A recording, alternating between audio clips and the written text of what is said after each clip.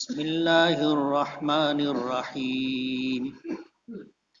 هل أتى على الإنسان حين من الدهر لم يكن شيئا مذكورا. إنا خلقنا الإنسان من نطفة أمشاج نبتليه فجعلناه سميعا بصيرا. إنا هديناه السبيل إما شاكرا وإما كفورا. إنا أعتدنا للكافرين سلاسل وأغلالا وسعيرا. إن الأبرار يشربون من كأس كان مزاجها كافورا. عينا يشرب بها عباد الله يفجرونها تفجيرا. يوفون بالنذر ويخافون يوما كان شره مستطيرا. ويطعمون الطعام على حبه مسكينا ويتيما وأسيرا. إنما نطعمكم لوجه الله لا نريد منكم جزاء ولا شكورا. إنا نخاف من ربنا يوما عبوسا قمطريرا. فوقاهم الله شر ذلك اليوم ولقاهم نظرة وسرورا. وجزاهم بما صبروا جنة وحريرا. متكئين فيها على الأرائك لا يرون فيها شمسا ولا زمهريرا. ودانية عليهم ظلالها وذللت قطوفها تذليلا. ويطاف عليهم بآنية من فضة وأكواب كانت قوارير من فضة قدروها تقديرا. ويسقون فيها كأسا كان مزاجها زنجبيلا. عينا فيها تسمى سلسبيلا. ويطوف عليهم ولدان مخلدون إذا رأيتهم حسبتهم لؤلؤا منثورا. وإذا رأيت ثم رأيت نعيما وملكا كبيرا. عاليهم ثياب سندس خضر واستبرق وحلوا أساور من فضة وسقاهم ربهم شرابا طهورا. إن هذا كان لكم جزاء وكان سعيكم مشكورا. صدق اللہ العظیم. سبحانک لا علم لنا الا ما علمتنا انک انت العلیم الحکیم. رب اشرح لی صدری ویسر لی امری واحلل عقدۃ من لسانی یفقہوا قولی. پناہ مانگتا ہوں میں اللہ تعالیٰ کی شیطان مردود سے. شروع کرتا ہوں میں اللہ کے نام سے جو بڑا مہربان بڑی رحمتوں والا ہے. یقیناً انسان پر زمانے میں سے ایک وقت ایسا گزرا کہ وہ کوئی قابل ذکر چیز بھی نہیں تھا. بے شک ہم نے انسان کو ملے جلے نطفے سے پیدا کیا تاکہ ہم اسے آزمائیں. پس ہم نے اس کو سنتا اور دیکھتا بنایا. بے شک ہم نے اس کو راہ کی ہدایت کی. اب یا تو وہ شکر گزار بنے یا ناشکرا. بے شک ہم نے کافروں کے لیے زنجیریں اور طوق اور دہکتی ہوئی آگ تیار کر رکھی ہے.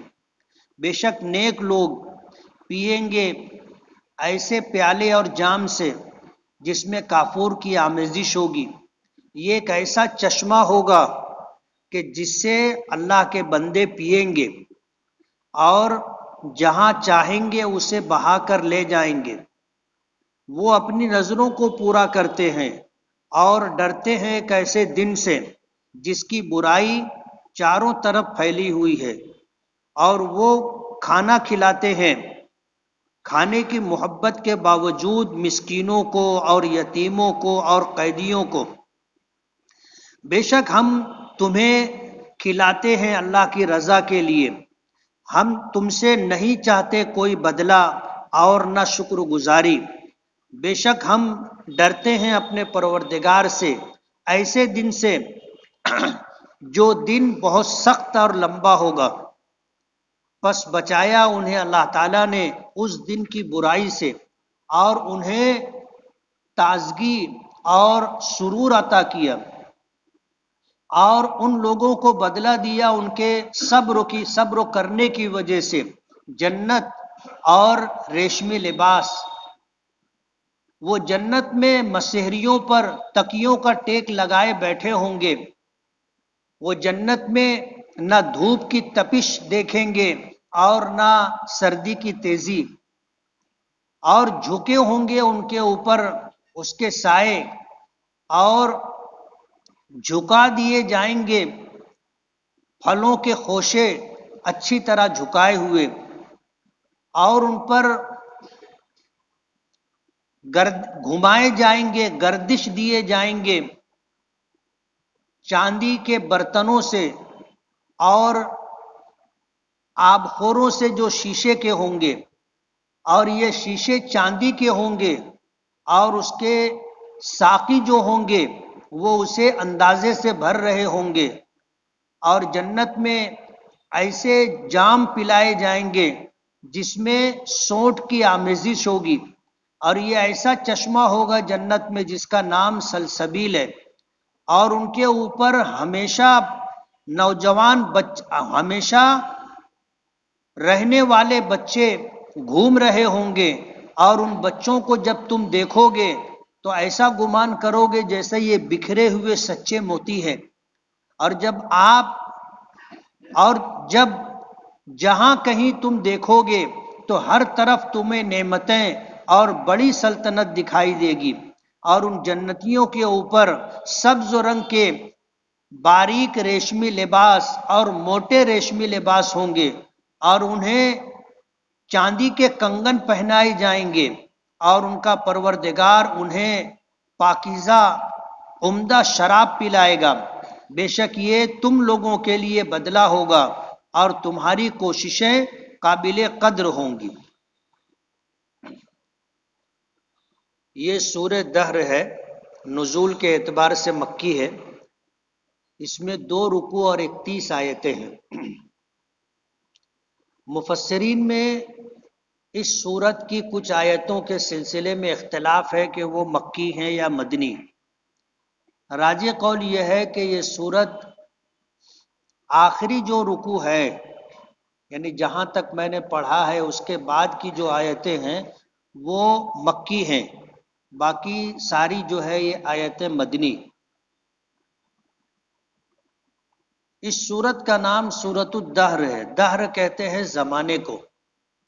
اس سورت کا دوسرا نام انسان بھی ہے، سورۃ الانسان، اور پہلی آیت کے اندر یہ دونوں لفظ موجود ہیں۔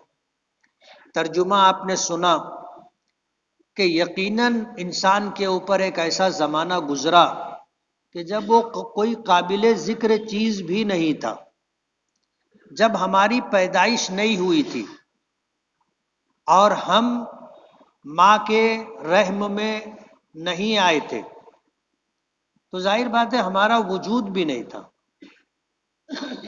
آج جو بچہ پیدا نہیں ہوا کوئی اس کو جانتا ہے؟ اس کی روح موجود ہے لیکن آج اسے کوئی نہیں جانتا، نہ اس کا نام ہے، نہ اس کی شناخت ہے، نہ اس کا وجود ہے۔ یہی حال ایک وقت ہمارا بھی تھا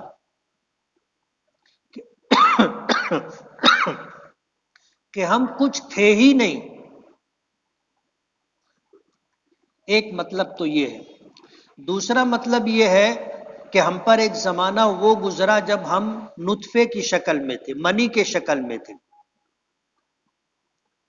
ظاہر بات ہے اس کا تذکرہ کوئی کرتا نہیں ہے، کسی اچھی مجلس میں شریف لوگوں کے درمیان کوئی نطفے کا اور منی کا تذکرہ نہیں کرتا۔ ایک زمانہ تھا ہم منی کی شکل میں تھے، اس سے پہلے غذا کی شکل میں تھے، اور اس سے پہلے ہم مٹی میں تھے۔ جو کچھ ہم کھاتے ہیں وہ زمین سے پیدا ہوتا ہے، وہ غذا ہوتی ہے۔ گیہوں ہے، چاول ہے، دالیں ہیں، یہ زمین سے پیدا ہوتی ہے۔ تو غذا پہلے زمین میں تھی، زمین سے اللہ نے اسے نکالا تو وہ غذا کی شکل میں آئی۔ وہی غذا ہم کھاتے ہیں تو اس سے خون بنتا ہے، اور پھر اللہ تعالیٰ اس خون میں سے منی نکال کر کے مرد اور عورت کے درمیان اسے علیحدہ علیحدہ مقام پر رکھتا ہے۔ قرآن پاک کی آیات سے معلوم ہوتا ہے کہ مردوں میں منی کمر میں ہوتی ہے اور عورتوں میں منی ان کے سینے پر ہوتی ہے۔ جب دونوں کا شرعی طریقے سے ملاپ ہوتا ہے اور دونوں کی منی جب خلط ملط ہوتی ہے تب جا کر کے نطفے کا وجود ہوتا ہے۔ 40 دن تک یہ منی کی شکل میں رہتے، پھر اللہ تعالیٰ اسے خون کی شکل دے دیتا ہے، جمع ہوا خون۔ پھر 40 دن کے بعد اللہ تعالیٰ اسے گوشت کی شکل میں دے دیتا ہے، اور پھر اس کے بعد اس گوشت کے لوتھڑے میں اعضا بننے شروع ہو جاتے۔ سر بنتا ہے، ہاتھ پیر بنتا ہے، جسم کے اندر جو اعضا ہیں وہ سارے اعضا بننے لگتے۔ تو یہ مرحلہ وار یہ کام ہوتا ہے، مرحلہ وار۔ تو ایک زمانہ انسانوں پر ایک وقت ایسا بھی گزرا کہ وہ قابل ذکر چیز بھی نہیں تھا۔ اگر کپڑے پر لگ جاتا تو دھونے کی نوبت آتی تھی، اور جسم پر لگ جائے تو آدمی کو گھین آتی تھی۔ ایک زمانہ ہم پر وہ گزرا ہے، لیکن جب اللہ تعالیٰ نے شکل و شباہت عطا کر دی، حسن و جمال عطا کر دیا، اور ماں کے پیٹ سے جب بچہ باہر آیا تو سب کو پیار آنے لگتا ہے، سب کو پیار آنے لگتا ہے۔ یہی بچہ ایک وقت تھا کہ یہ منی کی شکل میں تھا، کپڑے پر لگ جائے تو ماں باپ اسے دھوتے تھے، جسم پر لگ جائے تو گھن آتی تھی، لیکن جب اسی کو اللہ نے ایک خوبصورت شکل دے دی بچے کی اور بچی کی شکل میں، تو پھر ماں باپ کو بھی اور سب کو اس پر پیار آتا ہے۔ اللہ تعالیٰ یہ بتانا چاہتے ہیں کہ ہماری حیثیت اور اوقات کیا تھی۔ آج انسان تکبر کرتا ہے، غرور کرتا ہے، اکڑتا ہے، شیشے کے سامنے کھڑے ہو کر کے ایسے ایسے بال سیدھا کرتا ہے، شیشے کے سامنے کھڑے ہو کر کے الگ الگ پوزیشن میں رہ کر کے اپنے آپ کو دیکھتا ہے، عجب میں مبتلا ہوتا ہے کہ میں کتنا خوبصورت ہوں۔ لیکن ہر انسان کو اپنا ماضی یاد رکھنا چاہیے۔ ہم کیا تھے؟ مٹی تھے، مٹی میں سے اللہ نے غذا کی شکل دی، اور وہی غذا ماں باپ نے کھایا تو اللہ نے اسے منی کی شکل عطا کی، اور پھر ماں باپ کا ملاپ ہوا تو اللہ تعالیٰ نے دونوں کے ملے جلے نطفے سے حمل کو استقرار عطا کیا، اور پھر 9 مہینے کا زمانہ گزرا۔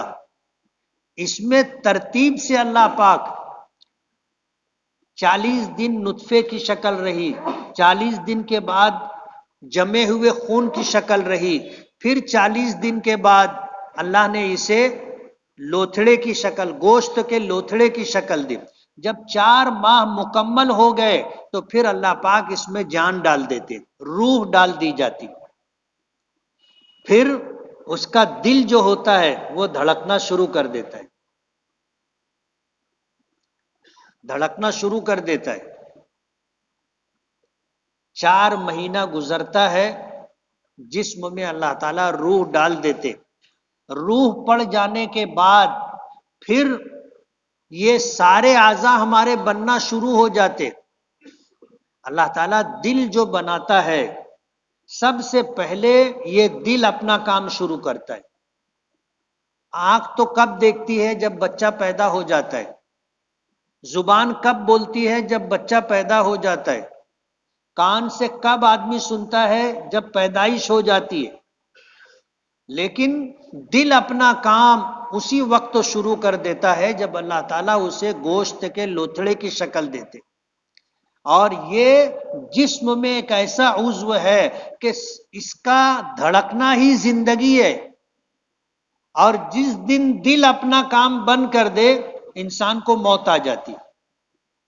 کتنے بچے ایسے ہوتے ہیں کہ ماں کے پیٹ میں ہوتے ہیں، دل دھڑکتا ہوتا ہے تو زندہ ہوتے، اور بسا اوقات ایسا ہوتا ہے کہ پیدا ہونے سے پہلے ہی دل کی حرکت بند ہو جاتی ہے، بچہ ماں کے پیٹ میں ہی مر جاتا ہے. تو دل کا دھڑکنا زندگی ہے اور اس کا رک جانا موت ہے. اس کی اہمیت اتنی ہے، نبی کریم صلی اللہ علیہ وسلم نے فرمایا کہ الا ان فی الجسد مضغہ اذا صلحت صلح الجسد کلہ واذا فسدت فسد الجسد کلہ، کہ سنو انسان کے جسم میں گوشت کا ایک لوتھڑا ہے، مضغہ جسم کا ایک حصہ ہے جو گوشت کے لوتھڑے کی شکل میں، اگر وہ ٹھیک ہے تو سارا جسم ٹھیک ہے، اور اگر وہ فاسد اور خراب ہو گیا تو پورے جسم پر اس کے اثرات پڑتے. دل میں اللہ کی اطاعت و فرما برداری کا آنا پورے جسم کو نیک بنا دیتا ہے. یعنی نیک بنانے کا مطلب یہ ہے کہ نیکیاں صادر ہونے لگتی ہیں، پھر آدمی وہی دیکھتا ہے جس کا دیکھنا جائز ہے، وہی بات بولتا ہے جس کا بولنا جائز ہے، اور وہی سنتا ہے جس کا سننا جائز ہے، اور وہی ہاتھ اور پیر سے کام کرتا ہے جس کا کرنا جائز ہے. اور اگر دل میں اللہ کی نافرمانی آ گئی، فساد پیدا ہو گیا، تو پھر جسم کے سارے اعضاء سے انسان اللہ کی نافرمانی کا ارتکاب کرتا ہے. حضور نے فرمایا سنو انسان کے جسم میں مضغہ گوشت کا ایک لوتھڑا ہے، اذا صلحت جب وہ ٹھیک ہوتا ہے، صالح اور نیک ہوتا ہے، صلح الجسد کلو تو پورا جسم درست ہو جاتا ہے، نیک ہو جاتا ہے. وَإِذَا فَسَدَتْ فَسَدَ الْجَسَدُ كُلُّ، اور اگر یہی گوشت کا لوتھڑا خراب ہو جائے تو پھر پورے جسم میں فساد پھیل جاتا ہے. تو 4 مہینہ گزرتا ہے، اللہ تعالیٰ جسم میں روح پھونک دیتے اور دل کی دھڑکن شروع ہو جاتی ہے، اور ڈاکٹر لوگ ٹیلی اسکوپ لگا کر کے وہ دھڑکن سنتے ہیں، دھڑکن سنتے ہیں، اور جب وہ دھڑکن آنی بند ہو جاتی ہے تو ڈاکٹر بتا دیتے ہیں کہ بچہ پیٹ میں مر چکا ہے. ایک زمانہ انسان پر ایسا گزرا کہ وہ قابل ذکر چیز بھی نہیں تھا.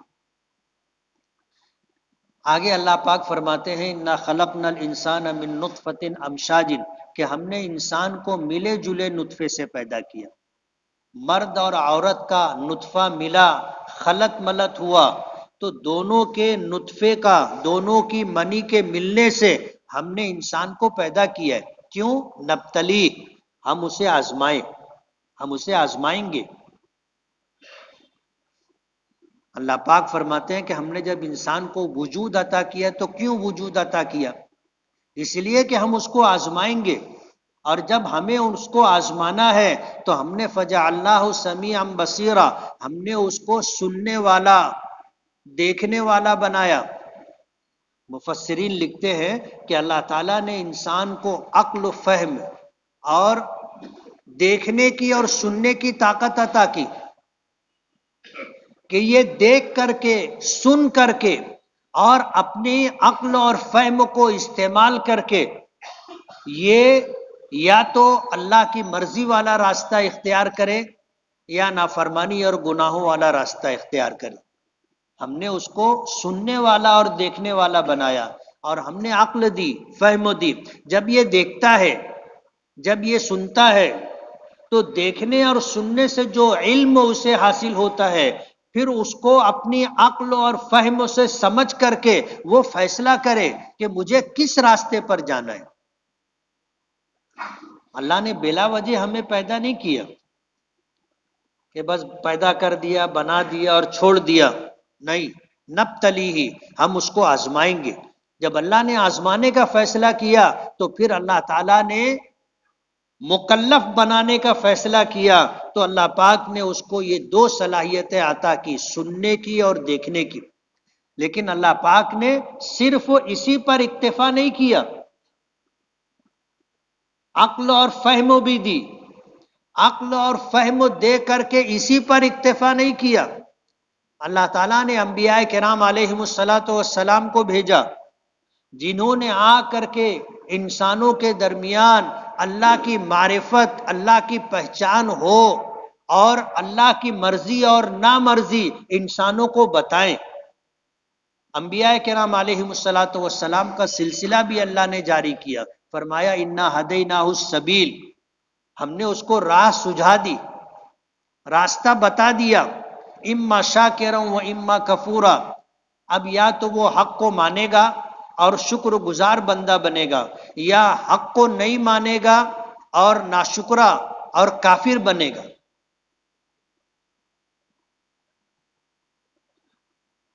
اب یہ دو باتیں اللہ نے ذکر کی۔ شاکرن کا مطلب یہ ہے کہ وہ ایمان لے آوے، اللہ کی اطاعت و فرما برداری کرے۔ کفورا کا مطلب یہ ہے کہ وہ حق بات کو ماننے سے انکار کر دے اور پھر شرک اور کفر کے ساتھ زندگی گزارے۔ اللہ پاک فرماتے انا اعتدنا للکافرین سلاسل واغلالا وسعیرا، کہ ہم نے کافروں کے لیے زنجیریں اور طوق اور دہکتی ہوئی آگ تیار کر رکھی۔ جب ہم نے اس کو بینائی عطا کی کہ وہ دیکھے، ہم نے اس کو سنوائی عطا کی کہ وہ سنے، اور پھر اسی پر ہم نے اکتفا نہیں کیا، ہم نے اس کو عقل اور فہم بھی عطا کی۔ دنیاوی معاملات میں ہم اپنے عقل و فہم کے ذریعے سے اچھے اور برے کی تمیز کر لیتے کہ یہ اچھا ہے میرے لیے، یہ میرے لیے برا ہے۔ اب آخرت کے تعلق سے اچھے اور برے کا ہم فیصلہ کر سکیں تو اللہ پاک نے ہماری مدد کی، ہم پر احسان کیا کہ انبیاء کرام علیہم السلام کو بھی بھیجا، جنہوں نے آ کر کے ہمیں اللہ کی پہچان کروائی، ہمیں آخرت کا تصور عطا کیا، جنہوں نے ہمیں یہ بتایا کہ یہ دنیا اول و آخر نہیں ہے، اس دنیا کے بعد ایک عالم اور ہے، عالم آخرت، جہاں ایمان لے کر کے جاؤ گے، نیک اعمال لے کر کے جاؤ گے تو کامیابی ہے، اور اگر ایمان سے محرومی کی حالت میں گئے تو ہمیشہ کی ناکامی ہے۔ انبیاء کرام علیہم السلام آئے، جناب رسول اللہ صلی اللہ علیہ وسلم آخری نبی، جب آپ پر نبوت ختم کر دی گئی تو اللہ پاک نے علماء کرام کو ان کا وارث بنایا۔ نبی کریم صلی اللہ علیہ وسلم نے فرمایا العلماء ورثۃ الانبیاء، کہ علماء کرام انبیاء کرام علیہم السلام کے وارث ہیں۔ جو کام نبیوں کا تھا اب وہ کام علماء کر رہے ہیں کہ قرآن کریم کی آیات کا ترجمہ بتا رہے ہیں، اس کی تشریح اور اس کی تفسیر کر رہے ہیں، اور نبی کریم صلی اللہ علیہ وسلم کی احادیث مبارکہ سنا رہے ہیں۔ ہمیں جو دین اللہ پاک نے اسلام کی شکل میں دیا ہے وہ سارے احکامات ہمیں عطا کیے، اور یہی کام اب علماء کرام کر رہے ہیں۔ دین کو آگے لے جانا، دین لوگوں کو سمجھانا، قیامت تک یہ سلسلہ رہے گا۔ کل قیامت کے دن میدان محشر میں کوئی شخص بھی عذر نہیں پیش کر سکے گا۔ جب اللہ نے اس کو دیکھنے کے لیے آنکھ عطا کر دی، اللہ نے اس کو سننے کے لیے کان دے دیا، اور پھر اللہ نے فیصلہ کرنے کے لیے عقل اور فہم بھی دے دی، انبیاء کرام علیہم السلام کو بھی بھیجا، قرآن کریم بھی نازل کیا، نبیوں کی زبان سے آپ کے ارشادات بھی انسانوں تک پہنچائے، اور پھر آخری نبی کے بعد آخری نبی کے وارث علماء کرام کو بھی اللہ نے پیدا کیا. کل قیامت کے دن کوئی نہیں کہہ سکے گا کہ اللہ مجھے معلوم نہیں تھا. جیسے مشرک اور کافر ہیں، آج اس مسلمانوں کے علاوہ جتنے لوگ بھی ہیں اللہ نے ان کو بھی آنکھ اور کان دیے. وہ اپنی آنکھوں سے دیکھتے ہیں کہ سورج روزانہ طلوع ہوتا ہے، خود بخود تو نہیں ہوتا نا. کوئی ایک طاقت ہے جس کی حکمرانی ہے، جو روزانہ سورج کو اگاتا ہے، روزانہ سورج کو ڈبوتا ہے، چاند کو اگاتا ہے، روزانہ ڈبوتا ہے، دن اور رات بنائے، اتنا بڑا آسمان بنایا، اتنی بڑی زمین بنائی، اور قیامت تک آنے والے انسانوں کے گزارے کا انتظام کیا. یہ سب کچھ انسان دیکھتا ہے اور کانوں سے سنتا بھی ہے کہ لوگ اسے بتا دیتے ہیں. اللہ نے اسے عقل دی، فہم دی، وہ سمجھ سکتا ہے. یہ سب کچھ اللہ پاک کی طرف سے ہے. اور اس کے بعد بھی اگر کوئی ایمان سے محروم ہو تو اللہ پاک نے فرمایا اِنَّا أَعْتَدْنَا لِلْكَافِرِينَ سَلَاسِلَ، ہم نے کافروں کے لیے زنجیریں تیار کر رکھی، وَأَغْلَالَ، طوق تیار کر رکھے ہیں جو گردنوں میں ڈالے جائیں گے، وَسَعِيرَ، اور دہکتی ہوئی آگ اور جہنم تیار کر رکھی ہے. اس کے بعد اللہ پاک نیک لوگوں کا تذکرہ فرما رہے ہیں کہ جو نیک ہوں گے، ان الابرار، ابرار بر کی جمع ہے جس کے معنی نیک شخص. کافروں کا تذکرہ کیا، ان کے لیے کیا ہوگا؟ زنجیریں، طوق اور دہکتی ہوئی آگ. تو اس کے بالمقابل جو شکر گزار بندے ہیں، یعنی ہدایت یافتہ بندے ہیں، اور انہوں نے اللہ کو راضی کرنے والے اعمال کیے اور دنیا سے اس حال میں گئے کہ ان کے پاس ایمان تھا، اللہ کو راضی کرنے والے اعمال اپنے ساتھ لے کر کے گئے. فرمایا ایسے نیک لوگ یشربون من کأس کان مزاجها کافورا، جنت میں جائیں گے، اور جنت میں جا کر کے ایسے پیالے سے، ایسے جام سے وہ لوگ شراب پیئیں گے، کانا مزاجھا کافورا، جس کی آمیزش کافور کی ہوگی. اور یہ جو جام انہیں پلایا جائے گا شراب کا، اس کا پورا چشمہ ہوگا، آئینہ ایک چشمہ ہوگا، یشرب بہا عباد اللہ، جس سے اللہ کے بندے پیئیں گے، یفجرونہا تفجیرا، اور ایسا ہوگا کہ وہ اس چشمے کو اور اس نہر کو اپنے ساتھ جہاں لے جانا چاہیں وہاں لے جائیں. حضرت عبداللہ ابن عباس رضی اللہ تعالی عنہ نے اس کی تفسیر میں یہ بات لکھی ہے کہ یہ جو کافور ہے، آگے سونٹ زنجبیل کا تذکرہ آئے گا، جنت کی شراب کا تذکرہ ہو رہا ہے. فرمایا کہ جنت کی نعمتوں میں سے ایک نعمت بھی اس دنیا میں نہیں ہے. یہاں ہمیں جو دیا گیا اور اس کا جو نام ہم جانتے ہیں، یہ صرف ہمیں سمجھانے کے لیے، ورنہ جنت میں جو کافور ہوگا اس کا دنیا کے کافور سے کوئی تعلق نہیں. جنت میں جو زنجبیل سونٹ ہوگی، دنیا کی سونٹ سے اس کا کوئی تعلق نہیں. ہر نعمت میں اسی طرح ہے. وہاں آم ہوگا، یہاں کے آم سے اس کا کوئی تعلق نہیں. وہاں کے انگور کا یہاں کے انگور سے کوئی تعلق نہیں. سمجھ رہے ہو؟ جنت کی نعمتوں میں سے ایک نعمت بھی اس دنیا میں نہیں ہے. حدیث پاک میں آتا ہے ایک مرتبہ سورج گرہن ہوا، نبی کریم صلی اللہ علیہ وسلم نے باجماعت نماز پڑھائی سورج گرہن کی. نماز پڑھاتے پڑھاتے آپ آگے بڑھے. صحابہ کرام نے دیکھا کہ اللہ کے رسول نماز پڑھتے پڑھتے آگے جا رہے ہیں. آپ نے اپنا ہاتھ بھی ایسے بڑھایا، پھر ہاتھ واپس لے لیے. پھر تھوڑی دیر کے بعد آپ پیچھے ہٹے اور پیچھے ہٹتے چلے گئے، تو جو پہلی صف تھی وہ دوسری صف تک آ گئی، دوسری صف والے تیسری صف تک، ایسے پوری صف پیچھے کھسک گئی. پھر اللہ کے رسول آگے بڑھ کر کے مصلی پر کھڑے ہو گئے. نماز مکمل ہو گئی. نماز مکمل ہونے کے بعد صحابہ کرام نے پوچھا کہ اللہ کے رسول، آج ہم نے اس نماز میں ایک نیا عمل دیکھا کہ آپ آگے بڑھے، آپ نے ہاتھ بڑھایا، پھر آپ نے اپنا ہاتھ واپس کھینچ لیا، پھر آپ پیچھے ہٹے، اور اتنا پیچھے ہٹے کہ ہمیں بھی پیچھے ہٹنا پڑا. تو کیوں ایسا ہوا؟ تو حضور پاک صلی اللہ علیہ وسلم نے فرمایا کہ میں نماز پڑھ رہا تھا، میرے سامنے جنت پیش کی گئی، جنت لائی گئی. جنت میں نے دیکھا کہ انگور کی بیل ہے اور اس میں انگور کے خوشے لٹکے ہوئے. تو میں آگے بڑھا اور ہاتھ بڑھایا، سوچا کہ ایک خوشہ توڑ لوں، لیکن پھر یہ سوچ کر کے میں نے اپنا ہاتھ پیچھے لے لیا کہ جنت کی نعمتوں پر فنا نہیں ہے. اگر میں وہ ایک خوشہ توڑ لیتا تو اس خوشے کو ساری دنیا قیامت تک کھاتی رہتی تو یہ ختم نہیں ہوتا. جنت کی نعمتوں پر فنا نہیں. اور اس لیے میں نے دوسری وجہ کہ وہ خوشہ میں نے کیوں نہیں توڑا کہ اگر میں وہ خوشہ توڑ لیتا تو ایمان بالغیب باقی نہیں رہتا.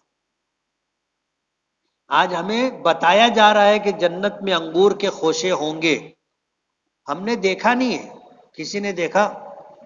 ہم نے صرف سنا ہے، سنا، دیکھا نہیں ہے. وہ چیز ہماری نظروں سے غائب ہے، لیکن ہم نے سنا تو ہم نے مان لیا، ہم ایمان لے آئے. یہ ایمان بالغیب ہے. اور جنت میں جانے کے لیے ایمان بالغیب چاہیے، ایمان بالمشاہدہ نہیں. دیکھ کر کے ایمان لانا معتبر نہیں ہے، ورنہ جب آدمی مرنے لگتا ہے تو اس کے سامنے جنت اور جہنم دونوں پیش کی جاتی. اگر وہ ایمان والا ہے اور جنت میں جانے والا ہے، اس نے نیک اعمال کیے ہیں، تو پہلے اس کو جہنم بتائی جاتی. وہ جہنم دیکھتا ہے تو ہیبت اور خوف میں مبتلا ہو جاتا ہے. فرشتے اسے بتاتے ہیں کہ دیکھ، یہ تیرا ٹھکانہ تھا، لیکن تو ایمان لے آیا اور تو نیک اعمال کر کے اپنی زندگی مکمل کر رہا ہے، تو دیکھ اللہ نے اب تجھے یہ ٹھکانہ عطا کیا. اس کو جنت بتاتے. جب وہ جنت دیکھ لیتا ہے تو اس کی روح بے چین ہو جاتی ہے اس کے جسم سے نکلنے کے لیے. اسی لیے آپ نے مرنے والوں کو دیکھا ہوگا، بعض لوگ ایسے ہوتے ہیں کہ عجیب سی ان کی کیفیت بے چینی کی ہوتی ہے، اور یہ وہ وقت ہوتا ہے کہ ان کو جہنم بتائی جاتی، اور تھوڑی دیر کے اندر ایک دم بے چینی ختم ہو جاتی ہے، چہرے پر تازگی اور چمک آ جاتی، اور انتقال ہوتا ہے تو ایسا لگتا ہے جیسے پرسکون نیند سو رہا ہے. اور بعض لوگ اس کے برعکس ہوتے کہ بہت اچھی حالت دکھتی ہے، ان کو جنت پہلے بتائی جاتی، لیکن ایمان سے محروم ہوتے ہیں، اللہ کو ناراض کر کے دنیا سے جا رہے، تو اس کو جب جہنم بتائی جاتی ہے تو اس کا چہرہ بگڑ جاتا ہے. چہرہ بگڑ جاتا، چہرے پر سیاہی طاری ہو جاتی. اب مرنے کے وقت سکرات کے عالم میں اسے جنت اور جہنم دکھا دی گئی.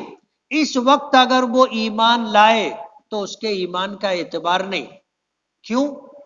اس نے دیکھ کر کے ایمان لایا.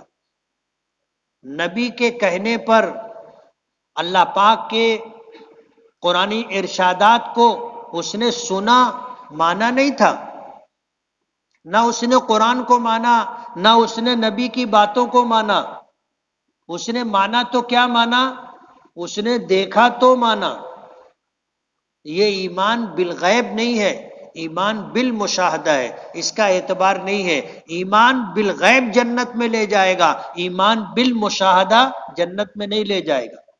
ورنہ فرعون بھی جب اپنے لشکر کے ساتھ دریائے قلزم میں ڈوبنے لگا تھا تو اس نے بھی کہا تھا آمنت برب ہارون و موسیٰ.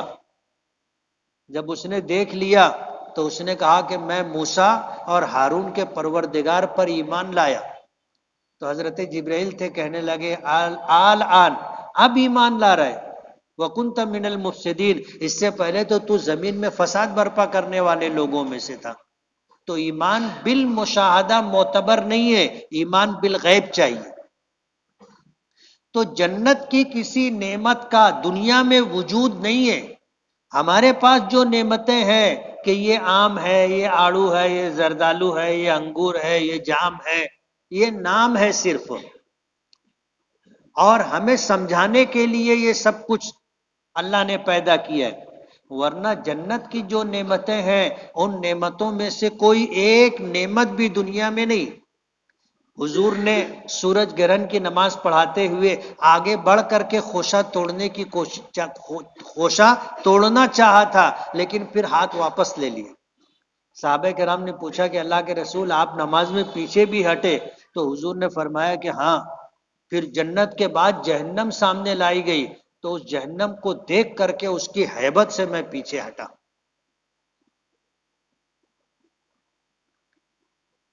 تو نیک لوگ جنت میں ہوں گے. یشربون من کأس کان مزاجھا کافورا، وہ ایسے جام سے پیئیں گے جس میں کافور کی آمیزش ہوگی، اور یہ ایسا چشمہ ہوگا جس سے اللہ کے بندے پیئیں گے. اور یفجرونہا تفجیرا، یہ چشمہ اپنے ساتھ جہاں لے جانا چاہے لے جائیں گے. ایسا نہیں ہوگا کہ اب ان کو پینا ہے تو ان کو چل کر کے چشمے کے پاس جانا پڑے گا، نہیں. جنت میں چشمہ چل کر کے آئے گا، من چاہی زندگی رہے گی. آج دنیا میں ریموٹ کنٹرول آیا نا، پہلے تھا؟ پہلے نہیں تھا. ریموٹ کنٹرول آ گیا. جنت میں ریموٹ رہے گا اور آدمی صرف سوچے گا کہ مجھے پینا ہے، چشمہ آ جائے گا. آدمی صرف چاہے گا کہ مجھے انگور کھانا ہے، خوشے ایسے جھک کر کے اس کے سامنے آ جائے. اب دنیا میں انسان ترقی کرتے کرتے یہاں تک آ گیا، ریموٹ تک، یہ ہاتھ سے چلتا ہے.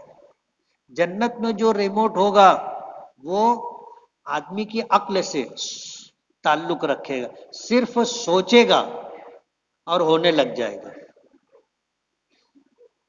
صرف سوچے گا ہونے لگ جائے گا. جب تک دنیا میں یہ چیزیں نہیں تھی، کوئی اگر کسی کو سمجھاتا تو مانتے نہیں؟ مانتے. آدمی کے ہاتھ میں ریموٹ ہوتا ہے، بولتے کہ دیکھیے ابھی اے سی چالو ہو جائے گا. بولے ایڑا تو نہیں ہو گیا. لیکن آج اگر کوئی نہیں مانے گا تو لوگ اس کو ایڑا بولیں گے. یہی حال آج ہمارا ہے کہ آج ہم کو بتایا جا رہا ہے کہ جنت میں جو ریموٹ ہوگا اس کا تعلق ہاتھ سے نہیں ہوگا، اس کا تعلق سوچ سے ہوگا. جو چاہیں گے جنت میں وہ ہوگا، جو چاہیں گے وہ ہوگا. یوفون بالنذر، نیک لوگوں کی صفات ذکر کی گئی کہ یہ لوگ نظروں کو پورا کرتے تھے. منت، نیکی کی منت ماننا جائز ہے، گناہوں کی منت ماننا ناجائز ہے. علماء نے لکھا ہے کہ جو کام کسی بھی درجے میں عبادت ہے اس کی منت مانی جا سکتی ہے. کسی بھی درجے میں عبادت ہے اس کی منت مانگ سکتے ہیں، اور جب منت مان لی تو اس کو پورا کرنا ہے، اس کا پورا کرنا واجب ہے. جنت میں جانے والوں کی جو صفات ذکر کی گئی ہے اس میں پہلی صفت یہ ذکر کی یوفون بالنذر، وہ اپنی نظروں کو، اپنی منتوں کو پورا کرتے تھے. لیکن عبادت کی منت مانی جائے گی. حضور پاک صلی اللہ علیہ وسلم نے دیکھا کہ ایک آدمی، اس کے گلے میں رسی ڈالی ہوئی ہے جیسے جانور کے گلے میں ڈالی جاتی ہے، اور ایک آدمی رسی پکڑ کر کے کھینچ کر کے چل رہا ہے، اور یہ دونوں اس طرح طواف کر رہے ہیں. تو حضور نے فرمایا کہ یہ کیا ہے؟ بولے اس نے منت مانی تھی کہ میں جانور کی طرح گلے میں رسی ڈال کے طواف کروں. حضور نے فرمایا رسی کاٹ دو. ایسی چیزوں کی نظر نہیں مانی جاتی. نظر کس کی مانی جاتی ہے؟ جو نیکی ہو اور کسی درجے میں عبادت ہو، اس کی نظر مانی جاتی ہے. اب کوئی آدمی یہ کہے، گناہ کی نظر مان لے کہ اگر میرا یہ کام ہو گیا تو 10 لوگوں کو دارو پلاؤں گا. یہ گناہ ہے، گناہ کی نظر نہیں مانی جائے گی. لیکن اگر کسی نے لا علمی میں گناہ کی نظر مان لی تو فرمایا کہ یہ نظر پوری نہیں کی جائے گی، اس کو توڑیں گے اور قسم کا جو کفارہ ہوتا ہے وہ کفارہ ادا کریں گے.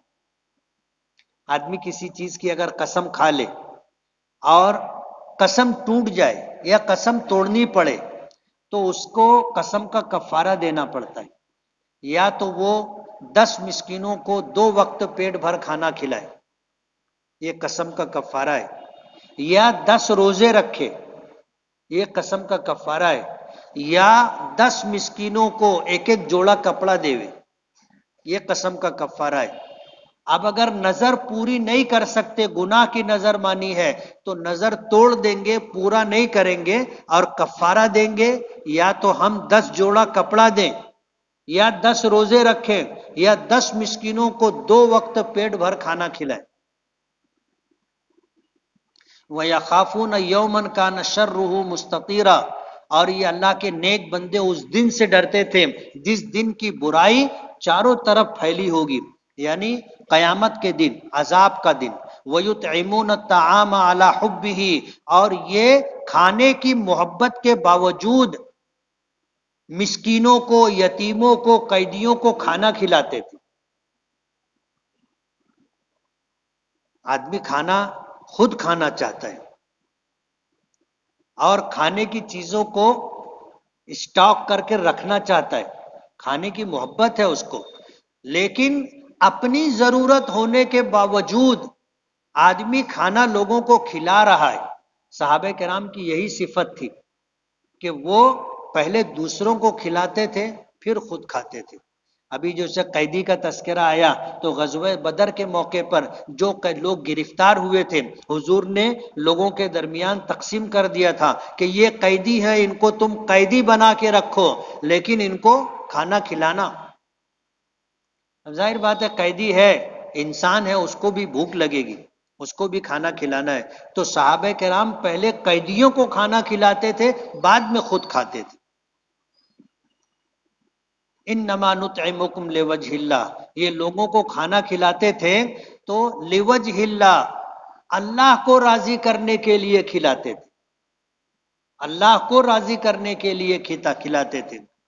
لا نرید منکم جزاء ولا شکورا، اور وہ کہتے تھے کہ ہم تم سے کوئی بدلہ نہیں چاہتے اور ہم تم سے شکر گزاری بھی نہیں چاہتے. آج لوگ احسان کرتے ہیں تو احسان کرنے کے بعد 3 طرح کے لوگ ہوتے. ایک تو وہ لوگ ہوتے ہیں جو احسان جتلاتے، بھول گیا کیا، وہ دن بھول گیا، کھانے کو نہیں رہتا تھا میں کھانا دیتا تھا، پھٹے کپڑے پہنتا تھا میں کپڑے دیتا تھا. احسان جتلاتے، احسان جتلا دیے سب نیکی ختم ہو گئی. بعض لوگ کہتے ہیں، کبھی کبھی ہم لوگوں سے بھی ہو جاتا ہے، یار اس سے بڑی پریشانی میں تھا، مصیبت میں تھا، پولیس اسٹیشن کا مسئلہ تھا میں جا کے حل کروایا، کارپوریشن کا کام تھا میں جا کر کے کروایا، پاور ہاؤس کا مسئلہ تھا میں نے حل کروایا. بولے کام ہو گیا، شکریہ بھی نہیں بولا نا، شکریہ بھی نہیں بولا. تو احسان کرنے والے یہ نیت نہ رکھیں، نہ احسان جتلائیں، نہ شکریہ کے خواہش مند ہو. کر دیے نیکی کر دریا میں ڈال، بھول جانے کا. اور تیسرا شخص وہ ہوتا ہے جو نیکی کر کے دریا میں ڈال دیتا ہے. لیکن جن پر احسان کیا گیا ہے ان کی ذمہ داری ہے کہ احسان کرنے والے کے احسان کو مانے، احسان کرنے والے کا شکریہ ادا کرے، جزاک اللہ کہیں. یہ ان کی ذمہ داری ہے، ہماری طرف سے یہ نہیں ہونا چاہیے. تو وہ کہتے ہیں ہم نے تمہیں کھانا کھلایا لوجہ اللہ، اللہ کو راضی کرنے کے لیے. لا نرید منکم جزاء ولا شکورا، ہم تم سے نہ کوئی بدلہ چاہتے ہیں اور نہ شکر گزاری. انا نخاف من ربنا یوما عبوسا قمطریرا، ہم اپنے پروردگار سے ڈرتے تھے اس دن کے، اس دن سے ڈرتے تھے جس دن میں لوگ اداس پریشان ہوں گے. اور قمطریرا، وہ دن بہت لمبا ہوگا، قیامت کا دن 50,000 سال کے برابر ہوگا. قیامت کا ایک دن میدان محشر کا 50,000 سال کے برابر ہوگا. فوقاہم اللہ شر ذالک اليوم، ان کی نیکیوں کی وجہ سے اللہ پاک نے انہیں اس دن کے شر سے، اس دن کی برائی اور تکلیف سے اللہ نے ان کو بچایا. وَلَقَّاهُمْ نَظْرَةً وَسُرُورًا، اور اللہ پاک نے ان کو تازگی اور خوشی عطا کی. چہروں پر تازگی ہوگی، دل میں خوشی ہوگی. جب آدمی کے دل میں خوشی ہوتی ہے تو چہرہ چمکتا ہے. نبی کریم صلی اللہ علیہ وسلم کے متعلق آتا ہے کہ جب اللہ کے رسول خوش ہوتے تھے تو آپ کا چہرہ مبارک چمکتا تھا. یتلألؤ کتلألؤ القمر، جیسے 14ویں کا چاند چمکتا ہے ایسے حضور کا چہرہ چمکتا تھا. تو دل میں خوشی ہوتی ہے، چہرے پر تازگی اور چہرے پہ رونق ہوتی ہے. وَجَزَاهُمْ بِمَا صَبَرُوا جَنَّةً وَحَرِيرًا، اللہ پاک فرماتے ہیں کہ ہم نے ان کو یہ جو بدلہ عطا کیا ان کے صبر کی وجہ سے. بِمَا صَبَرُوا، ان کے صبر کی وجہ سے، کہ نیکی کرنے کے لیے اللہ کے راستے میں ان کو تکلیف پہنچی، انہوں نے تکلیف اٹھائی، برداشت کیا. صبح سویرے اٹھنا ہے، صبح سویرے نماز کے لیے اٹھنا ہے، نیند آدمی قربان کرے، اٹھے نماز کے لیے آئے. تکلیف اٹھا رہا ہے، صبر کر رہا ہے. وَجَزَاهُمْ بِمَا صَبَرُوا، نیکی کرنے کے لیے اس کو مشقت اٹھانی پڑتی ہے، وہ مشقت برداشت کرتا ہے، اور اسی کو برداشت کرنا صبر کرنا کہا جاتا ہے. کیا دیں گے اللہ پاک بدلے میں؟ جنتم وحریرا، ہم انہیں جنت عطا کریں گے، باغات عطا کریں گے اور ریشمی پوشاک عطا کریں گے. متکئین فیہا، یہ جنت میں مسہریوں پر ٹیک لگائے ہوئے تکیوں کے ساتھ بیٹھے ہوں گے. لا یرون فیہا شمسا ولا زمہریرا، جنت میں نہ ان کو دھوپ کی تپش لگے گی اور نہ سردی کی شدت. خوشگوار موسم ہوگا، آدمی خوش ہو جائے گا. ودانیتاً علیہم ظلالها، جنت میں ہوں گے اور ان کے اوپر سائے جھک رہے ہوں گے. وذللت قطوفها تذلیلا، اور جتنے پھلدار درخت ہوں گے ان کے پھل خوشے گچھے ان کی طرف ایسے لٹک رہے ہوں گے. وَذُلِّلَتْ قُطُوفُهَا تَذْلِيلًا وَيُطَافُ عَلَيْهِمْ بِآنِيَةٍ، اور ان پر گردش ہوگی ایسے برتنوں کی جو چاندی کے ہوں گے اور آبخوروں کی جو شیشے کے ہوں گے. جب شراب پلائی جائے گی تو ساقی ہوتا ہے، وہ ٹرے لیے ہوگا، اس میں پیمانے ہوں گے جو شراب سے بھرے ہوئے ہوں گے اور ان کے درمیان اسے گھمایا جائے گا.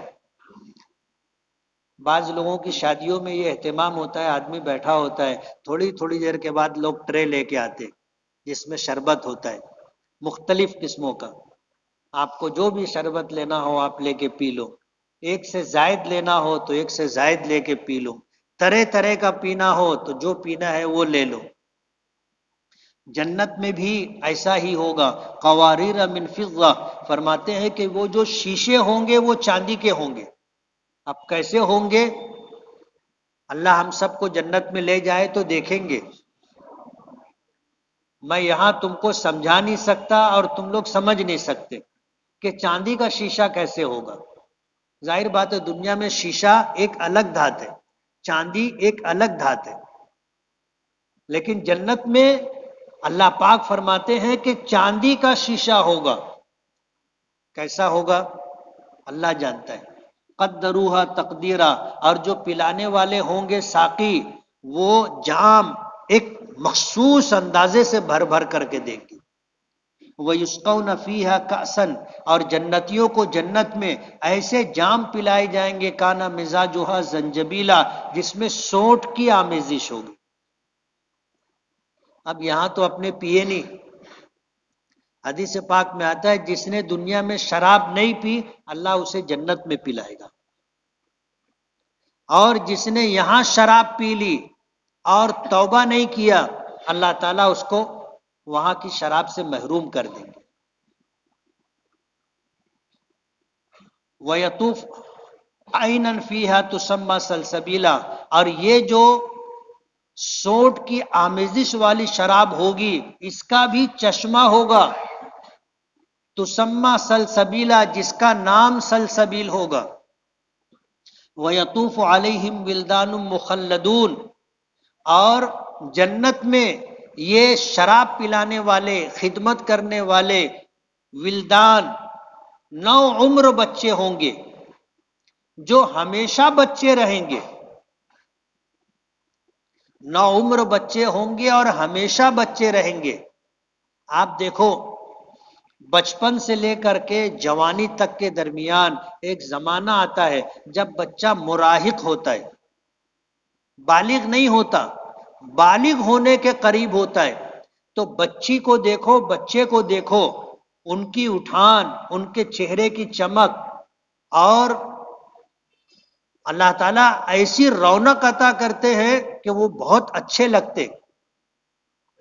اور یہ بالغ ہونے سے کچھ پہلے کا زمانہ ہوتا ہے جس کو مراہق کہا جاتا ہے۔ جنت میں جو بچے جنتیوں کی خدمت کے لیے ہوں گے وہ ہمیشہ ایسے ہی رہیں گے، ہمیشہ ایسے ہی رہیں گے۔ مخلدون اذا رأیتہم حسبتہم لؤلؤا منثورا، آپ ان کو دیکھو گے تو ایسا لگے گا تم کو جیسے سچے موتی بکھرے ہوئے، اتنے خوبصورت ہوں گے۔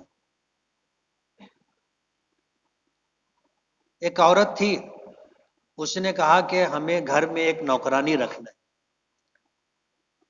ہم اس کا سارا خرچہ اٹھائیں گے، کھانا دیں گے، بہترین کپڑا دیں گے، اور جب اس کی شادی کی عمر ہوگی تو ہم اپنی بیٹی کی طرح اس کی شادی کریں گے اور سارا سامان دیں گے، مگر اس میں دو بات ہونی چاہیے، ایک تو وہ خوبصورت ہو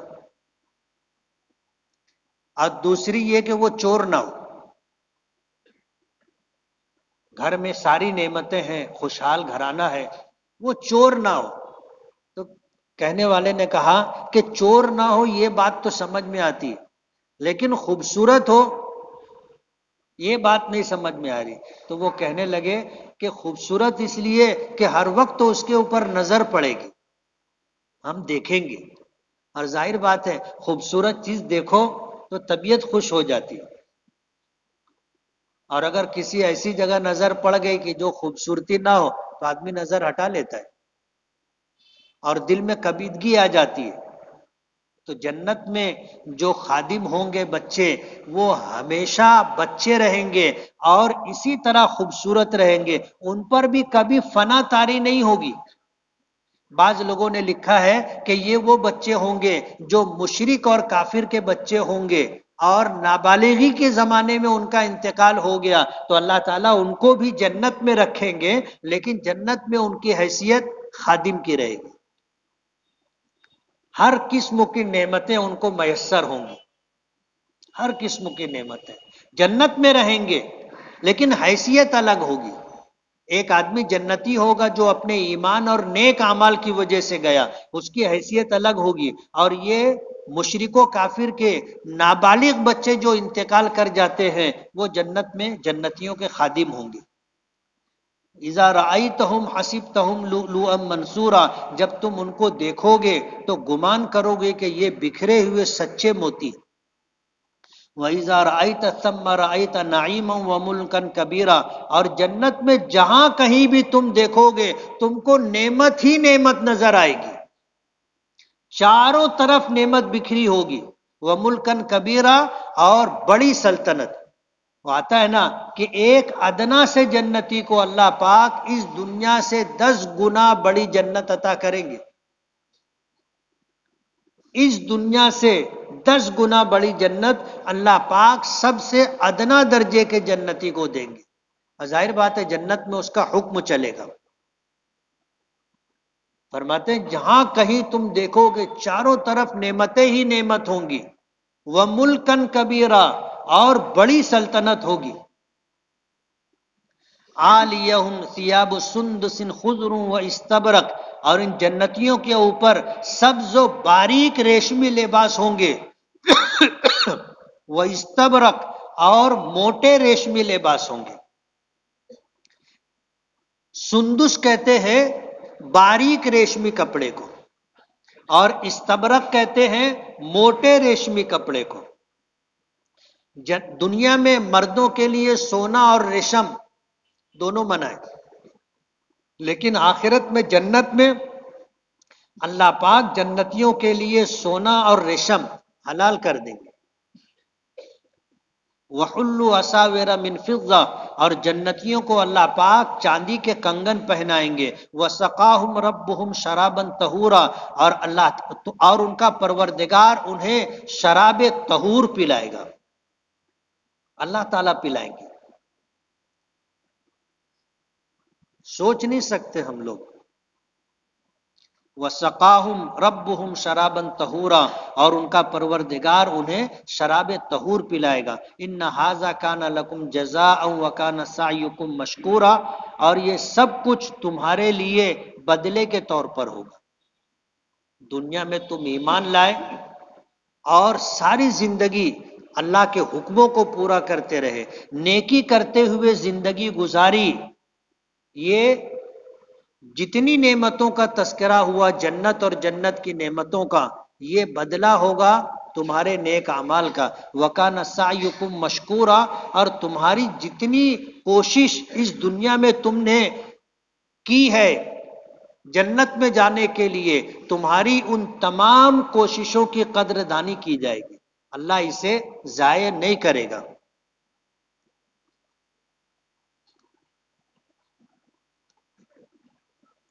آپ کو حافظ بننے میں کتنا عرصہ لگا اور کس درسگاہ میں؟ میں 2.5 سال میں حافظ ہوا تھا، اور مدرسہ بیت العلوم میں نے 18 پارے حفظ کیے تھے، اور اس کے بعد دوسرے مدرسے میں نے حفظ قرآن پاک مکمل کیا تھا۔ جس کپڑے پر ٹکلی لگی ہوئی ہو ایسا کپڑا مردوں اور لڑکوں کو پہنانا جائز ہے؟ جائز نہیں ہے، یہ لڑکیوں کی زینت ہے، عورتوں کی زینت ہے، مردوں کی زینت نہیں ہے۔ مہندی لگانا، ہلدی لگانا، اور ریشمی کپڑے پہننا، چمکدار کپڑے پہننا، پھولدار کپڑے پہننا، یہ سب عورتوں کی زینت ہے، مردوں کی نہیں۔ ہم لوگ بولتے ہیں نا عورت کے 16 سنگار اور مرد کا ایک سنگار۔ ایک سنگار معلوم ہے؟ مرد کا ایک سنگار مرد ہونا ہے، مرد کا ایک سنگار مرد ہونا ہے، بس اس کو کچھ سنگار ونگار کی ضرورت نہیں ہے، یہ تو سب عورتوں کی زینت ہے۔ دینی تعلیم حاصل کرنے سے زندگی گزر جائے گی کیا کہ دنیاوی تعلیم بھی حاصل کرنا ہوگا؟ جو نصیب کی روزی ہے وہ ہر حال میں ملتی ہے۔ آپ دنیاوی تعلیم حاصل کریں نہ کریں یہ تمہاری مرضی پر منحصر ہے، لیکن دینی تعلیم اتنی حاصل کرنا کہ حلال اور حرام کی تمیز ہو جائے ہر مسلمان پر فرض ہے۔ دیندار بننا ہر مسلمان پر فرض ہے۔ دنیاوی تعلیم مرضی پر ہے، ڈاکٹر بننا چاہو بن جاؤ، نہیں بننا چاہو مت بنو۔ ہم میں شاید کوئی ڈاکٹر ابھی ہوگا، اگر ہم ڈاکٹر نہیں بنے تو ایسا تو نہیں ہے کہ ہم کو سولی پہ چڑھا دیں گے، مرضی کی بات ہے۔ قرآن شریف زمین پر گر گیا، اس کا پیسہ مسجد میں دے سکتے ہیں، اور کتنا دینا ہے؟ قرآن کریم زمین پر گر گیا، یعنی ہم گرانا نہیں چاہتے تھے، ہاتھ سے چھوٹ گیا یا کسی وجہ سے گر گیا، اوپر رکھا تھا بلی بھاگی قرآن شریف گر گیا، تو اس کے بدلے میں ہمیں کچھ دینا ضروری نہیں ہے۔ ہم نے کوئی جان بوجھ کر کے یہ کام نہیں کیا۔ اگر جان بوجھ کر کے کریں گے تو یہ قرآن پاک کی بے حرمتی ہے، قرآن پاک کی اہانت ہے، آدمی ایمان سے خارج ہو جائے گا۔ اس لیے اگر بلا ارادہ قرآن کریم ہاتھ سے چھوٹ کر گر گیا، یا دھکا لگنے سے گر گیا، یا پیر لگنے سے رحل سے نیچے گر گیا، یا اوپر کہیں رکھا تھا نیچے گر گیا، تو ہم لوگوں کے درمیان یہ ہے کہ اللہ پاک ناراض نہ ہو، صدقہ دینا چاہیے۔ اب کتنا دینا چاہیے اس کی کوئی مقدار نہیں ہے، ہر آدمی کی حیثیت الگ ہوتی ہے، جو مالدار ہوگا وہ زیادہ دے، جو غریب ہوگا اپنی حیثیت کے مطابق دے۔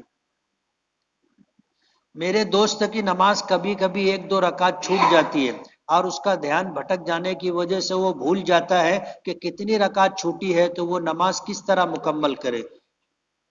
2 طرح کے لوگ ہوتے، ایک وہ ہوتے ہیں جن کو شک کی عادت نہیں ہوتی، اتفاق سے ایسا ہو گیا کہ اب اس کو یاد نہیں ہے کہ 1 رکعت چھوٹی ہے یا 2 رکعت چھوٹی، یا اکیلے ہی نماز پڑھ رہا اور اس کو دھیان بھٹک جانے کی وجہ سے یاد نہیں رہا کہ اس نے کتنی رکعت پڑھی ہے اور کتنی باقی ہے۔ تو یہ آدمی 2 طرح کے ہوتے، ایک تو وہ ہوتا ہے جس کو کبھی ایسا ہوتا نہیں، اتفاقاً ایسا ہو گیا، تو بہتر یہ ہے کہ وہ نماز توڑ دے، پھر شروع سے نماز پڑھے۔ اور اگر وہ شخص ایسا ہے کہ اس سے بھول ہوتے رہتی ہے، اور اکثر ایسا ہوتا کہ اس کو جو ہے نماز پڑھتے پڑھتے کتنی رکعت ہوئی اس کو یاد نہیں رہتا، تو اس کے لیے یہ حکم ہے کہ وہ غور کرے کہ کیا ہوا، 2 رکعت پڑھا یا 3 رکعت پڑھا۔ جیسے 4 رکعت والی نماز تھی، اب وہ بھول گیا، اب غور کرنے لگا تو اس کو یاد آیا کہ یار میں نے 2 پڑھی ہے، 2 باقی ہے۔ اور یہ بھی اس کو جو ہے گمان ہے کہ میں نے 3 پڑھ لی ہے، 1 باقی ہے، تو کیا کرے؟ تو فرمایا کہ کم والے کو مان لی، یعنی 2 رکعت میں پڑھا ہوں، 2 باقی ہے، اس کو مان کر کے اس کے مطابق اپنی نماز پوری کرے، اور آخر میں التحیات پڑھ کر کے سجدہ سہو کر کے سلام پھیرے۔ اگر ہم سجدے میں سبحان ربی الاعلیٰ کی جگہ بھول کر رکوع کی تسبیح سبحان ربی العظیم پڑھ لے تو کیا نماز ہوگی؟ ہو جائے گی۔ یہ تسبیحات سنت ہے، اگر الٹا پلٹا ہو گیا کہ سبحان ربی العظیم ہم رکوع میں پڑھتے ہیں، سبحان ربی الاعلیٰ سجدے میں پڑھتے، اگر اس کا الٹا بھی ہو گیا تو نماز ہو جائے گی۔ میری عمر 17 سال ہے، میری بالغ ہونے کے بعد سے کتنی نمازیں قضا ہوئی ہیں مجھے معلوم نہیں، اب میں نمازیں قضا کرنا چاہتا ہوں تو کیسے؟ دیکھو 2 سال کی بات ہے، 15 سال کی عمر میں بچہ بالغ ہوتا ہے، 2 سال کی بات ہے، اگر یاد ہو تو نیت کرے کہ میری فلاں مہینے کی فلاں وقت کی فرض نماز ظہر کی چھوٹی تھی، وہ میں پڑھ رہا ہوں۔ اور اگر یاد نہیں ہے تو آدمی ہر فرض نماز کے ساتھ آگے پیچھے، یا جیسا اس کو موقع ملے، رات میں اکیلا ہے، نیند نہیں آ رہی ہے، دن بھر کی نمازیں پڑھ چکا ہے، اب جو نمازیں اس کی قضا ہو گئی ہیں ان کو پڑھنا چاہے تو اس طرح پڑھے کہ میری جو فجر کی پہلی نماز چھوٹی تھی وہ پڑھ رہا ہوں، میری جو فجر کی ظہر کی پہلی چھوٹی تھی وہ پڑھ رہا ہوں، اور جیسی وہ تھی ویسی پڑھنا ہے۔ فجر کی 2 رکعت تھی، 2 رکعت، ظہر کی 4 رکعت تھی، 4 رکعت۔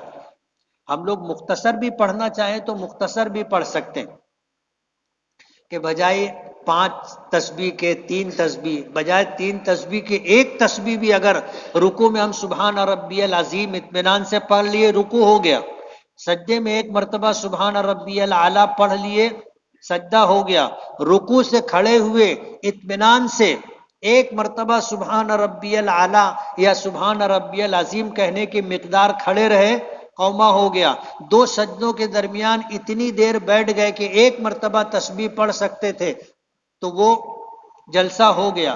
اور چھوٹی چھوٹی سورت، سورہ فاتحہ پڑھ کے اس کے بعد والعصر اور انا اعطینا پڑھ کر کے آپ نماز مختصر پڑھنا چاہو تو بھی پڑھ سکتے ہو. اس طرح اگر ہم نے فجر کی مثال کے طور پر فجر کی 100 نماز چھوٹی تھی، ہم نے پہلی کی نیت کر کے پڑھ لی تب وہ تو ہو گئی، اب دوسری پہلے نمبر پر آ گئی. یہی حال ہر نماز کا، جو پڑھ لیے وہ ختم ہو گئی، اب جو اس کے اوپر والی تھی وہ پہلے نمبر پر آ جائے گی.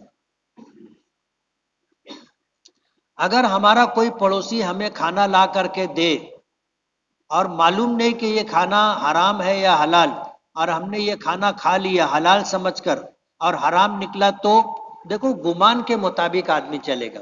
جس آدمی نے کھانا لا کر کے دیا ہے اس کے بارے میں کچھ تو معلومات ہوگی کہ اس کا دارو کا اڈا ہے یا اس کی سائزنگ اور کارخانہ ہے. آدمی کو یہ تو سمجھتا ہے کہ اس کے آمدنی کے ذرائع کیا ہے. اگر اس کے ذرائع ہیں حلال تو کھا لینا چاہیے، اور اگر ذرائع معلوم ہو کہ ناجائز اور حرام ہے تو نہیں کھانا چاہیے.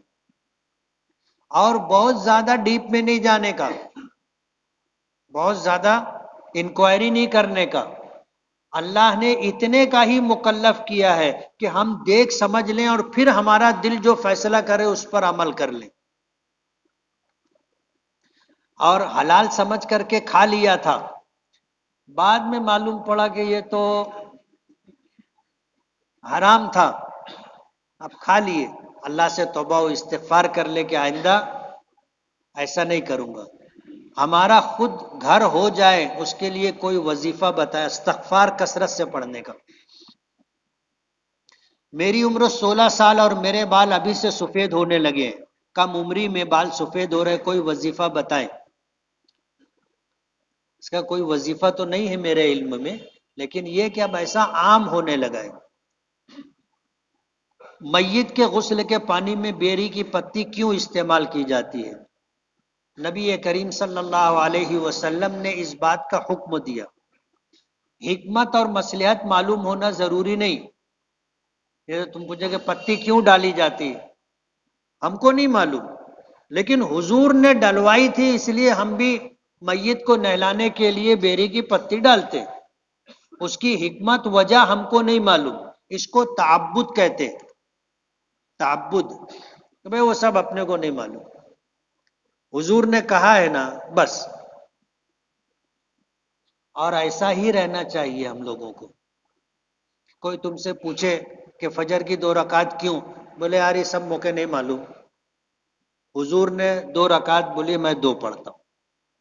سمجھ رہے ہو؟ آسان جواب، آسان جواب. شیطان آدمی کو الجھاتا ہے، الجھاتا ہے تو الجھنے کا نہیں. مغرب کی آخری 2 رکعت نفل میں اوابین اور صلاۃ التوبہ صلاۃ الحاجت کی نیت کر سکتے ہیں یا نہیں؟ نفل نمازوں میں آدمی ایک سے زائد نیت کر سکتا ہے. جیسے آدمی آیا وضو کیا تو تحیت الوضو کی 2 رکعت ہے. مسجد میں آیا ہے تو مسجد کی 2 رکعت ہے تحیت المسجد، وہ 2 رکعت میں دونوں کی نیت کر سکتا ہے کہ 2 ہی رکعت پڑھ رہا ہے، لیکن اس میں تحیت الوضو اور تحیت المسجد دونوں کی نیت کر سکتا ہے. کبیٹ نامی ایک پھل ہے، اس کا کھانا کیسا ہے؟ جائز ہے. عقیقہ کرنے کا ثواب و فضیلت کیا ہے؟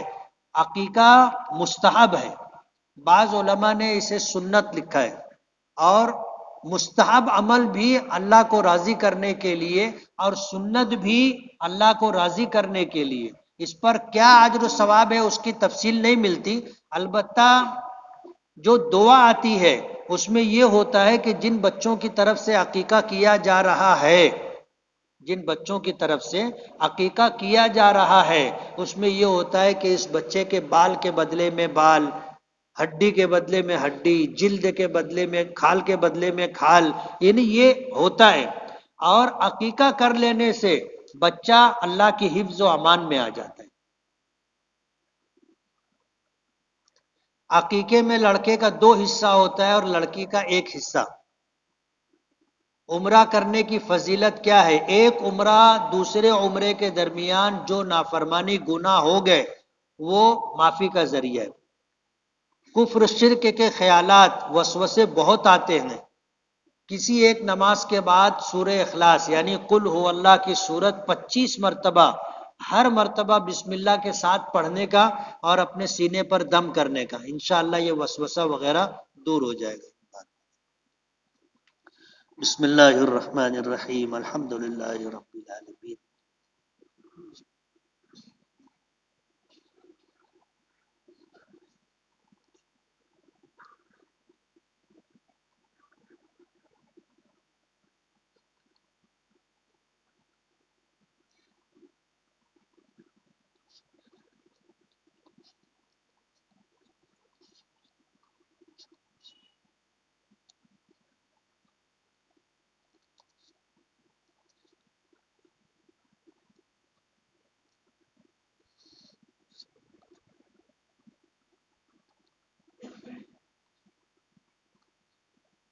رحمتک یا ارحم الراحمین۔